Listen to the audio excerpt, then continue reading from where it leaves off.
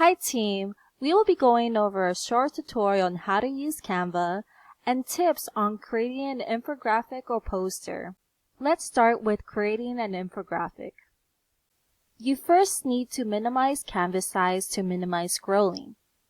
800 by 2000 is the default size for an infographic template in Canva.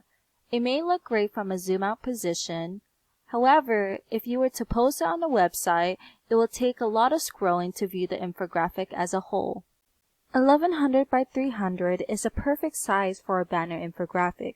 You'll be able to fit information without having to scroll down so far. Next, let's go over how to present your topic. First, I start looking through the templates that are available and see what fits best for the infographic. I usually start with a blank template and look through plain color backgrounds. Every space in the infographic is valuable. I use colored boxes or circles to separate topics or group information. I also use icons instead of pictures to make the infographic visually appealing.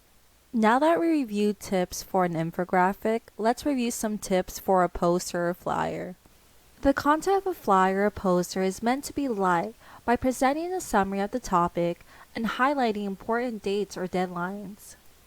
You can present topics by listing main points, bold or underline important information, and changing the font color of headings or titles.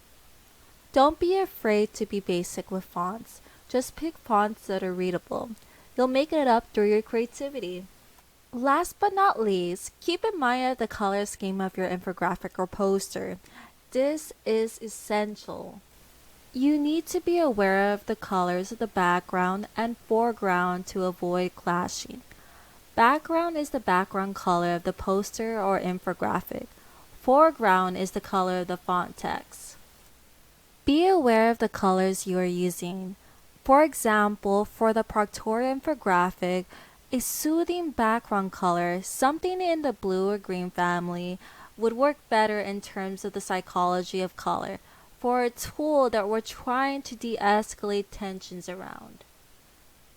I highly recommend downloading the Chrome extension ColorZilla. You'll be able to color pick the background and foreground you choose on Canva and collect the hex code.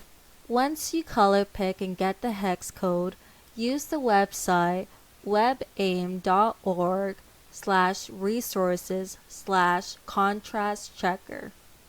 Adjust the colors in the graphic until you get a passing score in the color checker. See the explanation section for which fail scores are okay, depending on your font size. A white background with dark color font or a dark background with a light color font are usually acceptable. Remember, font size is also a factor to consider when choosing the color scheme. Now you know some tips to keep in mind when creating an infographic or poster. If you need more clarification or help, don't hesitate to contact me. Good luck on your creation!